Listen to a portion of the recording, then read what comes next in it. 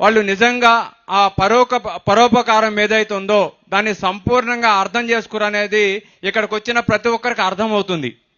ఏదో సంక్రాంతి 3 రోజుల్లోనే ఏదో సెలబ్రేషన్ చేశామంటే కాదు, 365 days ఎవరైనా కూడా సాధన చేసుకోవాలనిపించే వాళ్ళకి ఆలోచించకుండా గుర్తొచ్చే ఒకే ఒక ప్రదేశం జేతవనం.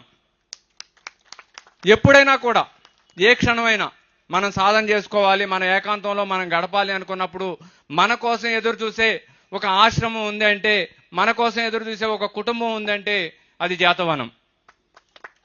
కాబట్టి ఆ కుటుంబంలో ఇక్కడ చూసిన 4 ఏవీలే కాకుండా నేను ఇక్కడికి వచ్చిన కాడ నుండి వాళ్ళ పిల్లలని కూడా నాకు తెలియదు బేసికల్లీ, కానీ కొంతమందిని చూసినప్పుడు పిల్లల్ని ఎంత యాక్టివ్గా వర్క్ చేస్తున్నారంటే అంత యాక్టివ్గా వర్క్ చేస్తున్నారు. తర్వాత వాసన్నను నటరాజుని అడిగితే చెప్పారన్నమాట, ప్రభాకర్ అన్న పిల్లలు, సుధాకర్ అన్న పిల్లలు అని చెప్పేసి. వాళ్ళ ఆ చిన్న పిల్లల్లో కూడా ఆ పరోపకారం యొక్క ధర్మము ఎంత అర్థమైందనేది నిజంగా ఆ చిన్న వయసులో నా చిన్న పిల్లలకు గట్టి క్లాప్ చేద్దాం. వీళ్ళు చేయడమే గొప్ప విషయం అయితే ఆ పిల్లలు కూడా అంత నిస్వార్థంగా ప్రతి ఒక్కరికి సేవ చేయాలనే తపనలో ఉండడం అనేది ఎంత గొప్పతనమో.